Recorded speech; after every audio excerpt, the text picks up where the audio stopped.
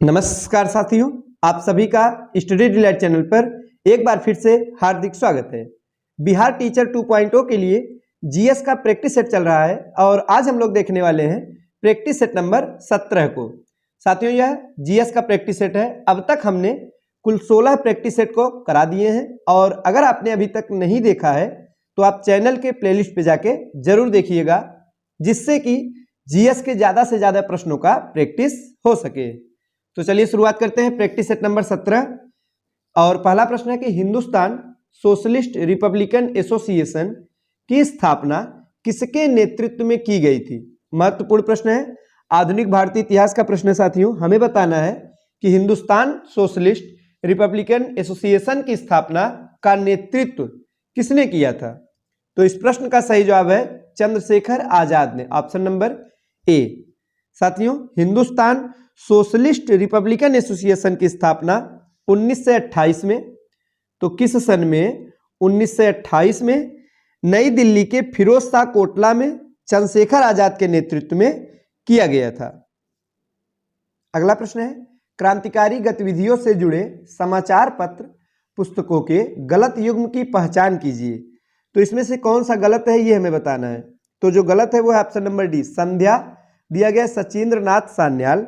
साथियों, संध्या जो पत्रिका थी ये सचिंद्र नाथ सान्याल द्वारा नहीं निकाली जाती। सचिंद्र नाथ सान्याल ने बंदी जीवन नामक पुस्तक लिखा था। कौन सा? बंदी जीवन। तो यही वाला सही सुमेलित नहीं है, बाकी के तीनों बिल्कुल सही सुमेलित है। सही जवाब होगा ऑप्शन नंबर डी। आगे कि सीआर फार्मूला का विरोध किसने किया था। साथियों, सीआर जो फार्मूला था इसका विरोध किसके द्वारा किया गया था? तो मोहम्मद अली जिन्ना के द्वारा। सही जवाब होगा ऑप्शन नंबर बी। अगला प्रश्न है, निम्नलिखित घटनाओं को कालक्रम में व्यवस्थित कीजिए। तो 4 घटनाएं दी गई हैं, तो चलिए देखते हैं। सबसे पहले है वेवेल योजना। तो साथियों, इसकी जो डेट है वो है 14 जून 1945। कब है? 14 जून 1945। दूसरा है शिमला सम्मेलन, तो 25 जून 1945। कब है साथियों? 25 जून 1945 है। शाही नौसेना विद्रोह कब हुआ था? 18 फरवरी को। पूरा डेट क्या है साथियों? 18 फरवरी 1946 को। वहीं अगर कैबिनेट मिशन के बारे में बात की जाए तो 24 मार्च। कब? 24 मार्च 1946। तो चलिए देखते हैं इसका सही क्रम क्या होगा। सही क्रम होगा साथियों ऑप्शन नंबर ए, यानी कि चारों बिल्कुल सही क्रम में अरेंज है। नेक्स्ट है, उत्तर प्रदेश का निम्न में से कौन सा जिला 4 राज्यों की सीमा को स्पर्श करता है। तो बताइए इस प्रश्न का सही जवाब क्या होगा। तो सोनभद्र। सोनभद्र है जो कि छत्तीसगढ़, मध्य प्रदेश, बिहार एवं झारखंड, इन 4 राज्यों की सीमा को स्पर्श करता है। नेक्स्ट है कि हिमालय पर्वत की उत्पत्ति का संबंध निम्न में से किस महाकल्प से है। तो जो हिमालय पर्वत की उत्पत्ति हुई थी इसका जो संबंध है वो सेनोजोइक युग से है, यानी ऑप्शन नंबर सी सही जवाब होगा। अगला प्रश्न है, निम्नलिखित युग्मों पर विचार कीजिए और सही सुमेलित कौन से हैं ये हमें बताना है। तो चलिए देखते हैं। तो इसमें से पहला है पंजाब हिमालय, सिंधु और सतलज के बीच का क्षेत्र है, बिल्कुल सही है पहला। और कौन सा सही है साथियों? तीसरा वाला सही है, यानी असम हिमालय, तीस्ता और ब्रह्मपुत्र के बीच का क्षेत्र। तो पहला और तीसरा सही है।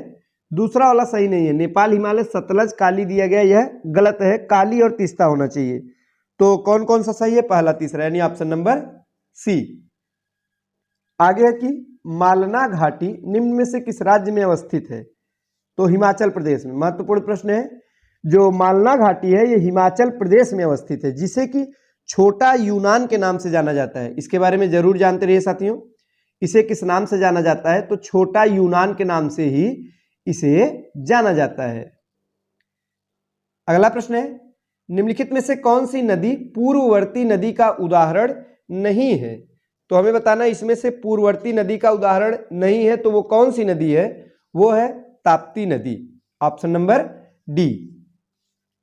अगला प्रश्न है, बाण सागर परियोजना निम्न में से किस नदी पर स्थापित है। तो ये जो बाण सागर परियोजना है यह सोन नदी पर स्थापित की गई है और किन किन राज्यों को लाभान्वित करती है, यानी कि इससे कौन कौन से राज्य हैं जिन्हें लाभ मिलता है? तो आप बताएंगे उत्तर प्रदेश, बिहार और मध्य प्रदेश, इन राज्यों को लाभ मिलता है। चलिए देखते हैं अगला प्रश्न। भारत में सर्वाधिक जो वर्षा है वो निम्न में से किससे प्राप्त होती है? तो भारत में जो सर्वाधिक वर्षा प्राप्त होती है वो दक्षिण पश्चिमी मानसूनी वर्षा से ही प्राप्त होती है, जो कुल वर्षा का लगभग 74% है। कितना साथियों? 74% जो वर्षा प्राप्त होती है वो दक्षिण पश्चिमी मानसूनी वर्षा से ही प्राप्त होती है। आगे है कि भारतीय जलोढ़ मृदा के संबंध में निम्न कथनों पर विचार कीजिए। 3 कथन दिए गए हैं, हमें बताना है इनमें से कौन कौन से कथन सही कथन है। पहला है कि यह भारत में सर्वाधिक विस्तार वाली मृदा है, बिल्कुल सही है। भारत में जिस मृदा का सर्वाधिक विस्तार है वो है जलोढ़। दूसरा, इसमें ह्यूमस की उच्च मात्रा पाई जाती है, ये गलत है। तीसरा है इसे काप मृदा भी कहा जाता है, तीसरा वाला सही है। कौन कौन सा? 1 और 3, यानी ऑप्शन नंबर सी बिल्कुल सही जवाब होगा। अगला प्रश्न है, निम्न में से किसे पारिस्थितिकी आतंकवादी कहा जाता है? तो आप सभी जानते होंगे यूकेलिप्टस को कहा जाता है साथियों। इसे पारिस्थितिकी आतंकवादी की संज्ञा दी जाती है। क्यों? क्योंकि इसकी जल शोषण क्षमता है वो बहुत ही ज्यादा है। यह वृक्ष अपने आसपास की नमी और जल का तेजी से अवशोषण करती है, इसीलिए इसे पारिस्थितिकी आतंकवादी की संज्ञा दी गई है। नेक्स्ट है, निम्नलिखित में से कौन सा युग्म सुमेलित नहीं है? तो इसमें से जो नहीं सुमेलित हो पहला सरहिंद नहर रावी नदी दिया गया, ये गलत है। यहाँ पे होना चाहिए था सतलज नदी, सतलज नदी से निकाली गई है। कौन सी नदी साथियों? सतलज नदी। पहला वाला ही सुमेलित नहीं है, बाकी बिल्कुल सही है सुमेलित। आगे है कौन सा सुमेलित नहीं है? इसमें भी हमें पहचान करना है कि कौन सा एक इसमें से गलत है। पहला है एपीकल्चर दिया गया रेशम कीट पालन, तो पहला वाला ही हमारा गलत है। एपीकल्चर यानी कि मधुमक्खी पालन यहां होना चाहिए था। क्या होना चाहिए साथियों? मधुमक्खी पालन। पहला वाला ही गलत है, तो इस प्रश्न का सही जवाब है ऑप्शन नंबर ए। आगे है कि देश और उनकी राजधानियों के संबंध में निम्न में से कौन सा युग्म सुमेलित नहीं है? तो option number B New Zealand Christchurch दिया गया साथियों। तो न्यूजीलैंड की राजधानी है वेलिंगटन, तो यही सुमेलित नहीं है, बाकी तीनों बिल्कुल सही सुमेलित है। आगे है कि निम्नलिखित में से कौन सा देश है जो भू आवेष्टित यानी लैंडलॉक्ड नहीं है? तो जो लैंडलॉक्ड नहीं है वो है दक्षिण अफ्रीका, यानी ऑप्शन। आगे है कि पृथ्वी की ऊपरी तथा निम्न क्रस्ट के बीच की घनत्व संबंधी असंबद्धता को क्या कहा जाता है? तो कोनराड असंबद्धता कहा जाता है, यानी ऑप्शन नंबर ए इस प्रश्न का सही जवाब है। वही अगर मोहो असंबद्धता के बारे में बात की जाए तो निचले क्रस्ट एवं ऊपरी मेंटल के बीच के भाग को कहते हैं, और यहां का जो सही जवाब होगा इस प्रश्न का वो होगा ऑप्शन नंबर ए।